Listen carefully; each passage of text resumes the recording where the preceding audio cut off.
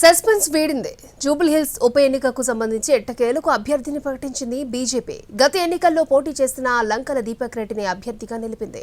BRS అభ్యర్థి Maganti Sunitha nomination వేశారు.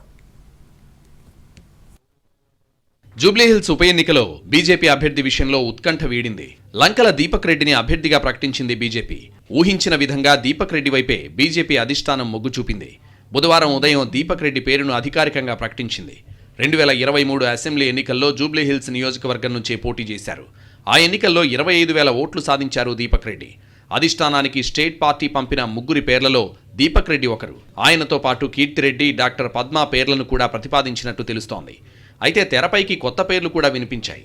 పార్టీలో లేని బొంతు రామ్మోహన్, విక్రమ్ గౌడ్ పేర్లు కూడా ప్రచారంలోకి వచ్చాయి. వారిలో విక్రమ్ గౌడ్ బీజేపీ నేతలతో టచ్లోకి వెళ్లాడు. బొంతు రామ్మోహన్ మాత్రం తాను ఎవరితో మాట్లాడలేదని క్లారిటీ ఇచ్చారు. దీపక్ రెడ్డి గతంలో టీడీపీలో పనిచేశారు. టీడీపీ అగ్రనేతలతో సన్నిహిత సంబంధాలున్నాయి. జూబ్లీహిల్స్లో కాంగ్రెస్ గుర్తుపై ఎంఐఎం పోటీ చేస్తోందని బీజేపీ ఆరోపిస్తోంది. అదే ఎజెండాతో ప్రచారం చేయాలని పార్టీ నిర్ణయించింది.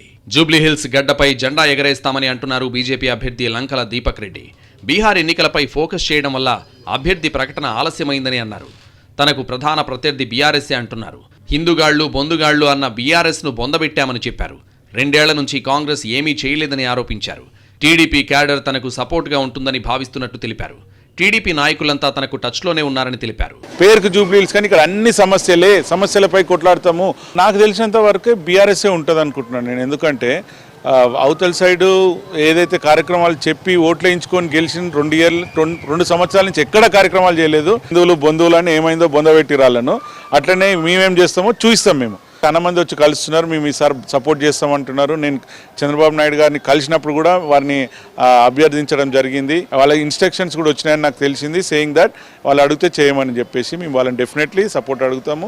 బీఆర్ఎస్ అభ్యర్థి మాగంటి సునీత నామినేషన్ వేశారు. పార్టీ నేతలతో కలిసి వెళ్లి షేక్పేట్ తహసీల్దార్ కార్యాలయంలోని రిటర్నింగ్ ఆఫీసర్ ముందు నామినేషన్ పేపర్లు సమర్పించారు. ఆమె వెంట పార్టీ వర్కింగ్ ప్రెసిడెంట్ కేటీఆర్, మాజీ మంత్రి తలసాని సహా కీలక నేతలున్నారు. ఈ నెల 19న మరోసారి నామినేషన్ వేయబోతున్నారు సునీత. ఉప ఎన్నికలో కాంగ్రెస్ కు ఓటమి తప్పదన్నారు కేటీఆర్. జైత్రయాత్ర జూబ్లీహిల్స్ నుంచే ప్రారంభమవుతుందని ధీమా వ్యక్తం చేశారు. కేసీఆర్ రీఎంట్రీకి ఇదే తొలి మెట్టు అని చెప్పారు.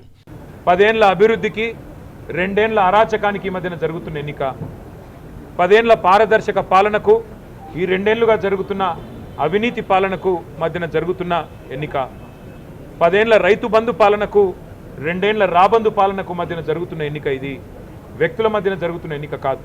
జూబ్లీహిల్స్లో నామినేషన్ల ప్రక్రియ కంటిన్యూ అవుతోంది. ఇప్పటిదాకా 30 మంది అభ్యర్థులు 35 సెట్ల నామినేషన్లు దాఖలు చేశారు. నియోజకవర్గంలో 3,98,982 మంది ఓటర్లున్నారు. వారిలో 2,07,367 మంది పురుషులు, 191,530 మంది మహిళా ఓటర్లున్నారు. ఇప్పటివరకు 89 లక్షల రూపాయల నగదు స్వాధీనం చేసుకున్నారు. ఎన్నికల కోడ్ ఉల్లంఘించిన అంశంలో 48 కేసులు నమోదు కాగా 29 కేసుల్లో ఎఫ్ఐఆర్ రిజిస్టర్ అయింది. నియోజకవర్గంలో 90 ఎన్నికల తనిఖీ బృందాలు ఏర్పాటు చేశారు. నియోజకవర్గంలో 407 పోలింగ్ కేంద్రాల్లో 54 పోలింగ్ కేంద్రాలు సమస్యాత్మక కేంద్రాలుగా గుర్తించారు.